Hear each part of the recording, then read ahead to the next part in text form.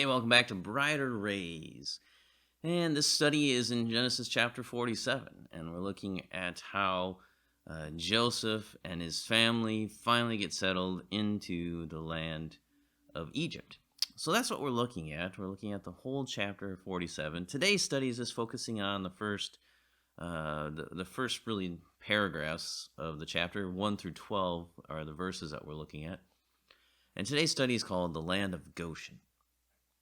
First, we're going to look at how Joseph's family honor the Pharaoh. So the scene in chapter 47 opens as Joseph goes in to meet with Pharaoh, right? He's going in, and even though he was commanded to send his brothers to Canaan to fetch his father, there's still a royal protocol that Joseph follows. You know, he's been told to do this, but there's still a protocol that you have to go through, you know, when you're going to kings or royalty or even presidents or whatever it might be. There's still a process. There's still something that you need to go through. And so that's what we kind of see here. He followed what Peter would teach many years later. Be subject for the Lord's sake to every human institution. Honor everyone. Honor the king. And so you have here Joseph honoring the king, giving honor to where honor is due. But this must be done for the Lord's sake, it says, right? And he says in verse 17, with the fear of God.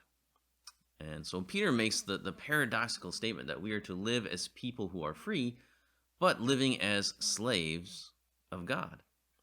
Joseph honored his masters, but when Potiphar's wife wanted him to dishonor God with her, he drew the line there. He would not obey. Joseph did what was good and suffered for it, but he endured. It was a gracious thing in the sight of God. And so we see there that distinction there. You honor the king, you do what the king says, but if it goes against what God says, if it is violation of God's law, if it's a violation of really your conscience in reference to God's law, then you have to disobey. You don't have a choice. And so Potiphar's wife wanted Joseph, and Joseph said, no, I can't do this. How can I do this evil thing against God? And so that's where he drew the line. It was against his conscience. It was against the law of God to take another man's wife. And so he has to draw the line there. And he suffered for it. But it was a good thing. It was a blessing in the sight of God. So, and in the end, God made it good for Joseph. He didn't have to, right? He doesn't have to do that. He doesn't always do that. But he did for Joseph's sake. And really for the sake of Jacob, and really more for the sake of Abraham, right? Because it always goes back to Abraham and Abraham's faith. So we see that here, God honoring that. Now Joseph goes before the Pharaoh, and he states that his family has arrived in Egypt, and they're currently in Goshen. Joseph brings a representative contingency of his brothers. He doesn't bring all of his brothers before Pharaoh, but he brings 5 of his brothers. So Pharaoh proceeds to ask them what their occupation was. Just as Joseph stated, he knew that was going to happen, so he's already prepped them for this question. And the brothers then repeat what Joseph told them to say. They were shepherds like their fathers before them. They explained that the famine was really bad in Canaan. There's nowhere for to pasture their animals. The pasture land's destroyed in Canaan because of the famine. So they've come to sojourn in Goshen with their animals. So Pharaoh speaks to Joseph and commands him to settle his family in the best of the land, in the land of Goshen. The Pharaoh also tells Joseph that if there are any able men amongst his family, that he's to put them in charge of his livestock. So now not only are they going to live there with their own animals, but they have charge over the animals of the Pharaoh. And so they're already given a job by the Pharaoh, the king of the land, to watch over the animals. So you can see how things are already turning in their favor. If you skip down to verses 11 through 12, then you'll see that they settle in the land of Goshen, in the land of Rameses, and they took the possession of the land. And Joseph was able to provide them with their food according to the number of their descendants. God had told Jacob that he did not have to fear to go down to Egypt, because there he would make his family into a great nation. And here at the very outset of this time of sojourning in Egypt, God is showing that he truly has gone down with them into Egypt. There should be no doubt, right? There should be no, oh, I wonder if, I wonder if God is with us or not. Well, you can see that in the way that things are transpiring before them. They should have no doubt that this is God with them.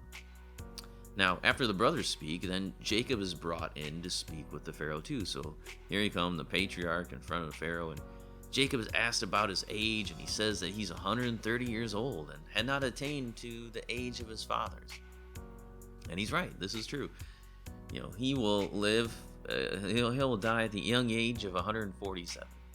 Now, he lives the shortest life of all that are in the genealogy before him. So if you look at the ages of those who are recorded in the Bible that have come before him, his forefathers, he really is the one that dies the youngest. He describes his years as short, or as few, and evil, and sojourning. So Jacob recognized that his life was just a pilgrimage. He's just passing through. His life is all about sojourning. Even when he was at home in Canaan, in the Promised Land, he was not truly at home. He lived in tents. He didn't build a city. So he always lived as one who was sojourning. His life was, he says, was filled with evil that, well, he himself committed.